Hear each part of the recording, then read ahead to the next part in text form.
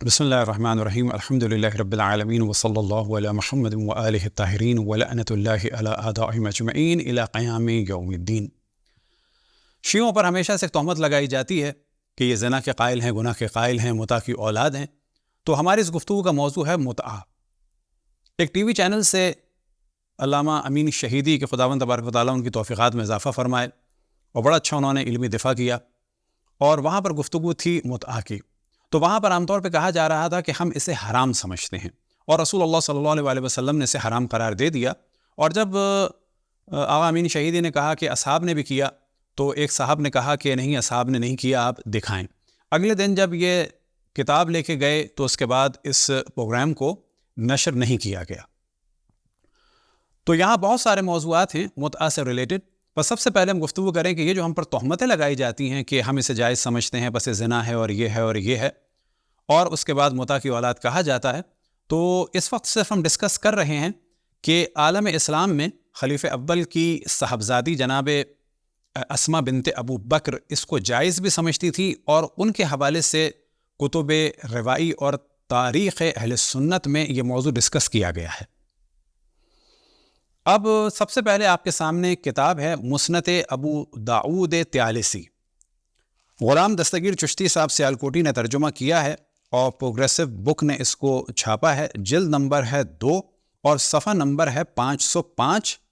اور باب نمبر ہے 314 اور حدیث نمبر ہے 1742۔ ما روت اسماء بنت ابی بکر عن النبی صلی اللہ علیہ وسلم، حضرت اسماء بنت ابو بکر رضی اللہ عنہما کی نبی کریم صلی اللہ علیہ وآلہ وسلم سے روایت کردہ احادیث۔ حضرت مسلم قری فرماتے ہیں کہ ہم حضرت اسماء بنت ابو بکر رضی اللہ عنہما کے پاس آئے، ہم نے ان سے عورتوں کے متعہ کے متعلق پوچھا تو انہوں نے فرمایا ہم نبی اکرم صلی اللہ علیہ وآلہ وسلم کے زمانے میں کرواتی تھیں۔ اب یہاں پر عام طور پر علماء اہل سنت کہتے ہیں کہ یہاں لفظ متعہ آیا ہے متعۃ الحج کے بارے میں، اور یہ ہم بعد میں ڈسکس کریں گے کہ متعۃ النساء کیا ہے اور متعۃ الحج کیا ہے۔ متعۃ النساء وہ شادی ہے کہ جو خاص مدت کے لیے کی جاتی ہے، اور یہ اسلام میں جائز تھی اور جائز رہی، یہاں تک کہ خلیفہ دوم نے اس سے روکا، اور بعد میں ان کا دفاع کرنے کے لیے رسول اللہ صلی اللہ علیہ وآلہ وسلم کی جانب نسبت دی گئی اور اصحاب کی جانب نسبت دی گئی، لیکن اس کے باوجود حضرت جائز سمجھتی تھی۔ ان کے علاوہ بھی بعض اصحاب تھے جو ان کو جائز سمجھتے تھے، اور قرآن کی بھی بعض قرات میں اجل مسمى کے ساتھ آیا ہے، جیسے کہ جناب حضرت عبداللہ ابن عباس نے ہمیشہ اس طرح سے قرات فرمائی۔ وہ موضوع ہم بعد میں ڈسکس کریں گے، لیکن یہاں پر بہت واضح ہے فَسَأَلْنَاهَا عَنْ مُتْعَةِ النِّسَاءِ، اور اردو میں ترجمہ کیا ہے ہم نے ان سے عورتوں کے ساتھ متعہ کے متعلق پوچھا۔ تو یہاں پر یہ بات واضح ہے کہ متعۃ الحج کے بارے میں بات نہیں ہو رہی۔ اب اس کا عربی متن آپ کے سامنے ہے مسند ابی داؤد طیالسی کا، اور جلد نمبر ہے 3 اور صفحہ نمبر ہے 208 اور 1742، اور عربی میں بہت ہی واضح ہے یہاں پر فَسَأَلْنَاهَا عَنْ مُتْعَةِ النِّسَاءِ فَقَالَتْ فَعَلْنَاهَا عَلَىٰ عَهْدِ رَسُولِ اللَّهِ، کہ ان سے ہم نے سوال کیا متعۃ النساء کے بارے میں، تو آپ نے فرمایا کہ ہم نے اسے انجام دیا ہے عہد نبی میں، اور اس کے بعد حاشیہ نمبر 3 میں اس کو واضح کر دیا گیا حدیث صحیح۔ اب اس کے بعد انہوں نے کہا ہے اختلف فی متعۃ ای متعتین ہی متعۃ النساء ام متعۃ الحج، تو یہ اختلاف اپنے پاس سے کریٹ کیا گیا ہے تاکہ یہ متعۃ النساء کو حرام قرار دیا جائے، جبکہ اس روایت میں کوئی کنفیوژن نہیں ہے، متعۃ النساء بہت واضح ہے۔ اب آپ کے سامنے ہے المستند المستخرج علی صحیح الامام مسلم، اور یہ کتاب ہے الامام حافظ ابی نعیم احمد بن عبداللہ بن احمد بن اسحاق اصفہانی کی، اصبہانی کہ جن کو اصفہان، جزء ثالث یعنی تیسری جلد، اور کتاب الحج میں یہ صفحہ نمبر 341 میں ہے، حدیث نمبر 2873، اور یہاں پر بھی موضوع بہت واضح ہے فَسَأَلْنَاهَا عَنْ مُتْعَةِ النِّسَاءِ فَقَالَتْ فَعَلْنَاهَا عَلَىٰ عَهْدِ رَسُولِ اللَّهِ۔ اب آپ کے سامنے ہے کتاب سنن الکبریٰ للامام ابی عبد الرحمن احمد بن شعیب النسائی، جلد نمبر ہے 5 اور حدیث نمبر ہے 5517، اور یہاں پر وہی روایت ہے، دخلنا علی اسماء ابنت ابی بکر فسألناها عن متعة النساء فقالت فعلناها على عہد رسول اللہ، تو یہاں پر بھی متعة النساء ہی آیا ہے۔ اب آپ کے سامنے ہے جلد نمبر 6 نیل الاوتار کی، علامہ شوکانی کی، اور صفحہ نمبر ہے 153، اور یہاں سے ڈسکشن شروع ہوا ہے کہ جو بہت واضح ہے کہ سب سے پہلے آپ کے سامنے ہم نے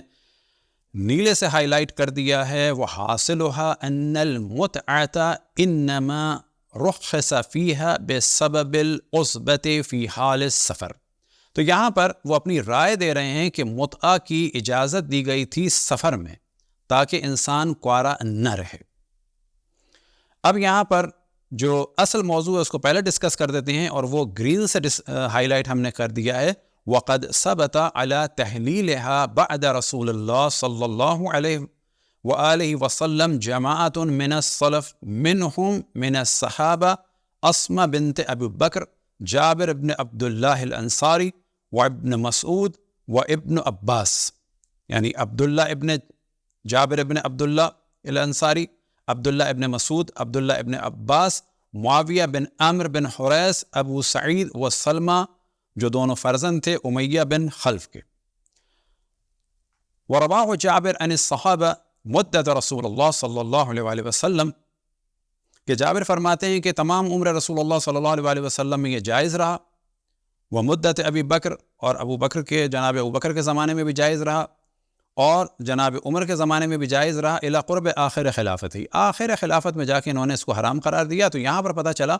کہ یہ جو ڈسکس کیا جا رہا ہے کہ یہ جائز ہے یا نہیں ہے، تو یہاں پر واضح انہوں نے کر دیا ہے وقد ثبت علی تحلیلها بعد رسول اللہ،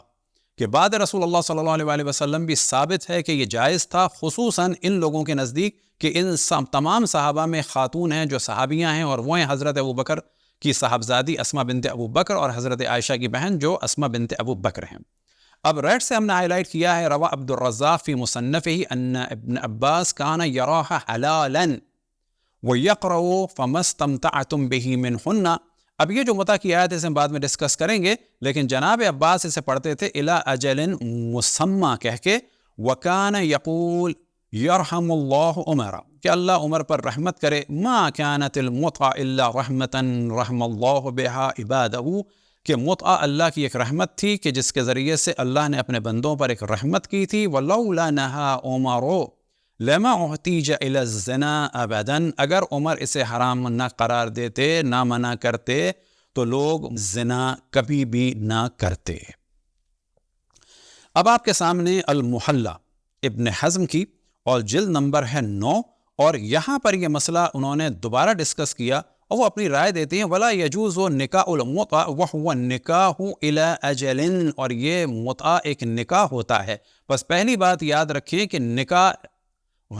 متعہ نکاح ہی ہے، یہ جو کوشش کی جاتی ہے کہ یہ نکاح نہیں ہے، نہیں، نکاح ہی ہے ان کے نزدیک۔ ولا یجوز نکاح المتعہ، اب اس کی ڈیفینیشن کیا ہے؟ وہو النکاح الی اجل، یہ نکاح ہے کہ جو خاص مدت کے لیے ہوتا ہے، وکان حلالا علی عہد رسول اللہ ثم نسخہ اللہ تعالی علی لسان رسول اللہ، کہ رسول اللہ صلی اللہ علیہ وآلہ وسلم نے اس کو منسوخ کر دیا، جبکہ ایسا نہیں ہے، خلیفہ دوم نے اس کو منسوخ کیا ہے۔ اب اس کے بعد یہ اصل جو موضوع ہے وہ یہ کہ ابن حزم بھی کہتے ہیں وقد ثبت علی تحلیلها، کہ ثابت ہے کہ یہ جائز تھا بعد رسول اللہ،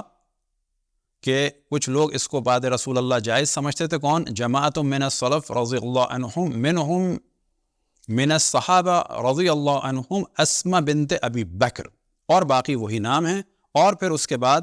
جناب جابر کا وہ والا موضوع ہے کہ یہ چیز جائز تھی رسول اللہ صلی اللہ علیہ وآلہ وسلم کے دور میں، اور خلیفہ اول اور دوم کے دور میں، اور خلیفہ دوم نے اپنے آخر زمانے میں اس کو حرام قرار دیا۔ اعلام السنن، یہ کتاب ہے مولانا ظفر احمد عثمانی تھانوی صاحب کی، اور اس میں جو انہوں نے ایسی نظریات حاصل کیے ہیں یا جن کی تقاریر کو لکھا ہے وہ تھے اشرف علی تھانوی صاحب. 11ویں جلد ہے اور صفحہ نمبر ہے 59, اور یہاں پر بھی یہی موضوع ڈسکس کر رہے ہیں کہ ان ابن حزم رحم اللہ قد ثبت علی تحلیلها بعد رسول اللہ, کہ ابن حزم سے نقل ہوا کہ بعد رسول اللہ صلی اللہ علیہ وسلم اصحاب میں سے کچھ لوگ تھے جو اس کو جائز مانتے تھے, اور ان میں سے جو خاتون تھی وہ کون تھی؟ اسما بنت ابی بکر. اور بعد میں وہی والا موضوع ہے کہ جناب جابر نے فرمایا کہ رسول اللہ اور خلیفہ اول اور دوم دونوں کے زمانے میں حلال تھا, خلیفہ دوم نے اپنے آخر زمانے میں اس کو حرام قرار دیا. بس ایک ہی ہم نے موضوع ڈسکس کر لیا کہ جناب اسما بنت ابو بکر نے خود اس کو انجام دیا ہے. دوسرا موضوع یہ کہ جناب اسما بنت ابو بکر متعۃ النساء کو حلال مانتی تھی, اور اس کی تصریح کتب اہل سنت میں بہت زیادہ واضح ہے. اب یہ ایک موضوع آتا ہے کہ جناب عبداللہ ابن عباس اسے حلال مانتے تھے, اور شاید اسی وجہ سے ایک چڑ تھی کیونکہ جناب اسما بنت ابو بکر کا جو بیٹا تھا عبداللہ ابن زبیر وہ متع کے ذریعے سے پیدا تھے, تو وہ شاید اس کو اچھا نہیں سمجھتے تھے, یا اس وجہ سے کہ وہ خلیفہ دوم کی زیادہ اطاعت کرتے تھے بنسبت رسول اللہ صلی اللہ علیہ وسلم, لہٰذا جناب حضرت عبداللہ ابن عباس اس موضوع میں ناراض ہوتے تھے اور فرماتے تھے کہ میں کہہ رہا ہوں قال رسول اللہ, اور لوگ کہتے ہیں قال عمر و قال ابو بکر. تو ان کی آپس میں بحث ہوئی, اور صحیح مسلم میں لکھا ہوا ہے, اور بحث سے پتہ چلے گا کہ اس شخص میں یعنی عبداللہ ابن زبیر میں کتنی شدت تھی کہ وہ جلیل القدر صحابی رسول اللہ صلی اللہ علیہ وسلم اور سگے چچا زاد بھائی رسول اللہ صلی اللہ علیہ وسلم کے, ان کے اگر اس کو علمی اختلاف مان بھی لیا جائے تو ان کو یہ شخص دھمکا رہا ہے. گو کہ یہ پہلے قید بھی کر چکا تھا جناب محمد حنفیہ کو, جناب عبداللہ ابن عباس کو, اور پھر جناب حضرت مختار رضوان اللہ تعالی علیہ نے اس شخص کے چنگل سے جناب عبداللہ ابن عباس کو آزاد کروایا, اور وہ آخر عمر میں نابینا بھی ہو گئے تھے. یہ بات بھی واضح رہے کیونکہ اس روایت میں موضوع آئے گا. اس کے بعد ان کو جلا وطن کر دیا تھا عبداللہ ابن زبیر نے طائف کی جانب, اور وہیں پر دنیا سے رخصت ہوئے. صحیح مسلم آپ کے سامنے ہے, جلد نمبر 3 ہے, اور فہرست آپ کے سامنے ہے. پہلے مرحلے میں باب و نکاح المتعہ, نکاح متعہ کا حکم. اب آپ کے سامنے ہے حدیث نمبر 3429.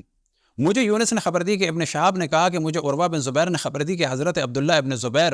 مکے میں کھڑے ہوئے اور کہا بلا شبہ کچھ لوگ ہیں اللہ نے ان کے دلوں کو بھی اندھا کر دیا ہے جس طرح ان کی آنکھوں کو اندھا کر دیا ہے. اب آپ تصور کریں کہ یہ ایک سو کالڈ صحابی کہ جو صحابہ صغار میں سے ہے, یہ رسول اللہ صلی اللہ علیہ وسلم کے صف اول کے اصحاب میں سے جو ماہر علوم قرآن بھی ہیں اور ان کے سگے چچا زاد بھائی بھی ہیں, ان کی توہین کر رہا ہے, اور در حقیقت اللہ سبحانہ و تعالیٰ کی مشیت پہ اعتراض کر رہا ہے. کسی کے جسمانی نقائص کا مذاق بنا رہے ہیں یہ صاحب, اور کیا کہتے ہیں کہ اللہ نے ان کے دلوں کو بھی اندھا کر دیا جس طرح ان کی آنکھوں کو اندھا کیا ہے. یہ کتنی بڑی توہین ہے ایک صحابی کی کہ جو سو کالڈ ایک صحابی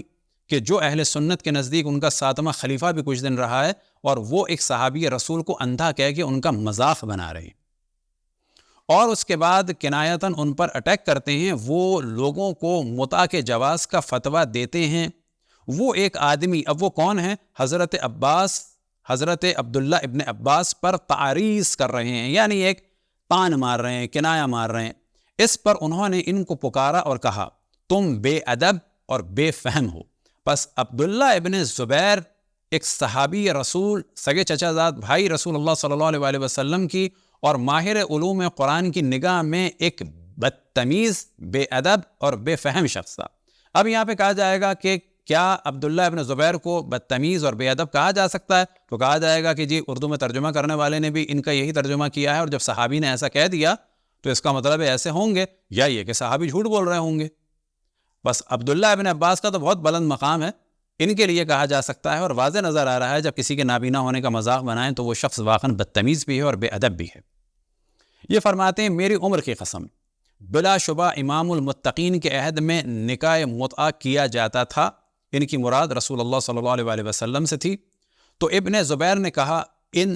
زبیر نے ان سے کہا تم خود اپنے ساتھ اس کا تجربہ کر دیکھو, بے خدا اگر تم نے یہ کام کیا تو میں تمہارے ہی ان پتھروں سے جس کے تم مستحق ہو گئے تمہیں رجم کر دوں گا.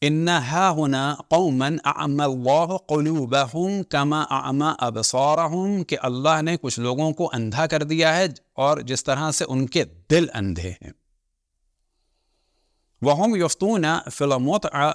انہ لا باس بہا، اور وہ فتویٰ دیتے ہیں متع کے بارے میں کہ کوئی حرج نہیں ہے۔ فقال ابن عباس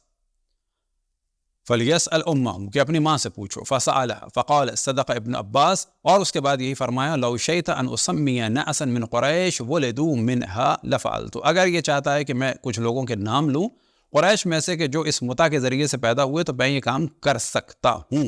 آخر میں یہ اپنی رائے دیتے ہیں علامہ بدر الدین عینی، قلت فهذا يفسح بأن المراد متعة النساء لا متعة الحج، ان ساری باتوں سے بالکل واضح ہو گیا ہے کہ یہاں پر مراد جو ہے متعة النساء ہے، نہ کہ متعة الحج۔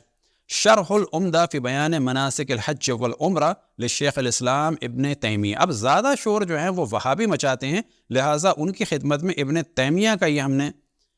کی کتاب کا حوالہ دے دیا ہے، اور جلد نمبر ہے 1 اور صفحہ نمبر ہے 534، اور یہاں پر بہت واضح ہے کہ سب سے اوپر کی جو ہیڈنگ ہے وہ دیکھ لیں، وہ کہ موضوع سے ریلیٹڈ نہیں لیکن اس کو بیان کر دیتے ہیں کہ جب عمر نے ارادہ ینہا عن المتع، کہ جب انہوں نے ارادہ کیا کہ متع سے روکا جائے، تو ابی ابن کعب نے کہا کہ یہ ایسی بات نہ کرو، قد تمتعنا مع رسول اللہ، ہم نے رسول اللہ صلی اللہ علیہ وآلہ وسلم کے زمانے میں متع کیا ہے۔ پھر اس کے بعد جو بڑا سا ایرو لگا ہے یہاں پر ان سعید ابن جبیر، وہ پوری روایت ہے کہ عبداللہ ابن زبیر نے کہا ہا ہنا قوما اعمی اللہ قلوبہم کما اعمی ابصارہم، کہ کچھ لوگوں کو اللہ سبحانہ و تعالیٰ نے اندھا کیا ہے جس طرح سے کہ ان کے دل اندھے ہیں۔ اور اس کے بعد کہا کچھ لوگ اس کو حلال سمجھتے ہیں، تو جناب عباس نے فرمایا کہ جاؤ اپنی ماں سے پوچھ لو۔ اس کے بعد کہا لو شئت ان اسمی نأسا من قریش ولدوا منها لفعلت، کہ اگر یہ چاہتا ہے کہ قریش کے کچھ لوگوں کے نام میں بتاؤں کون متع سے پیدا ہوئے تو میں بتاؤں گا۔ اور آخر میں یہاں پر جناب عبداللہ ابن عباس سے یہ موضوع ڈسکس ہوا، اور خود یہاں پہ ہے ابن عباس کہ نہا ابو بکر و عمر عن المتع، کہ رسول اللہ صلی اللہ علیہ وسلم کے زمانے میں متع کرتے تھے، بعد میں منع کیا ابو بکر نے و عمر نے متع سے۔ فقال ابن عباس، اور اس کے بعد یہ کہا کہ یہ لوگ ہلاک ہو جائیں گے۔ اقول قال النبی صلی اللہ علیہ وآلہ وسلم ویقولون نہا ابا بکر و عمر، کہ میں کہتا ہوں کہ رسول اللہ صلی اللہ علیہ وآلہ وسلم نے فرمایا، یہ کہتے ہیں کہ جی عمر اور ابو بکر نے منع کیا۔ المسند لامام احمد الحنبل، اور جلد نمبر ہے 5 اور صفحہ نمبر ہے 48 اور حدیث نمبر ہے 3121، اور یہاں پر یہی موضوع انہوں نے ڈسکس فرمایا کہ متع کے بارے میں، اور اس کے بعد فرماتے ہیں کہ اقول قال النبی صلی اللہ علیہ وآلہ وسلم ویقول نہا ابا بکر عمر، کہ اور اس کے بعد اسنادہ صحیح۔ بس یہاں بھی واضح ہوا کہ رسول اللہ صلی اللہ علیہ وآلہ وسلم کی بات کو بہت ساری جگہ اہمیت نہیں دی گئی، جس طرح سے جناب عمر نے اپنے زمانے میں بدعت شروع کی کہ 3 طلاقوں کو ایک وقت میں جاری کر دیا جائے، اس کو انشاءاللہ ڈسکس کریں گے۔ اور اسلام کا ایک قانون کہ جس کو کہا جاتا ہے محلل یا حلالہ والا موضوع، اس کو بڑا خراب کر کے قرآن کے مذاق کا سبب بنایا جا رہا ہے۔ انشاءاللہ اس موضوع کو ڈسکس کریں گے، اور گزارش ہے سننے والوں سے کہ جو ہمیں جو بھی تہمت لگاتے ہیں، اب وہ یہ ساری تہمتیں جناب ابو بکر کی صاحبزادی اور جناب عبداللہ ابن عباس اور جناب عبدالجابر ابن عبداللہ انصاری، جناب عبداللہ ابن مسعود اور دیگر اصحاب پر لگائیں، اور اس بات کو جان لیں کہ یہ کام حلال تھا، اور جو کام بھی شریعت میں بعنوان شریعت حلال رہا ہو اور بعض اصحاب کے نزدیک یہ بعد میں بھی حلال تھا، اس کا مذاق بنانا در حقیقت شریعت کا مذاق بنانا ہے۔ آپ نہ مانتے ہو تو نہ مانیں، یہ بالکل ایسا ہے جیسے کہ آپ کا کوئی اولو الامر اس وقت بھی فتویٰ دے سکتا ہے کہ دوسری شادی حرام ہے، لیکن کچھ لوگ کہیں گے کہ نہیں ہے، تو آپ کا تو کوئی بھی خلیفہ کچھ بھی کہہ سکتا ہے، لیکن ہم خداوند تبارک و تعالیٰ کی کتاب اور کتاب کو سمجھتے ہیں احادیث رسول اللہ صلی اللہ علیہ وآلہ وسلم اور احادیث اہل بیت علیہم الصلاۃ والسلام کے ذریعے سے۔ وصلی اللہ علی محمد و آلہ الطاہرین۔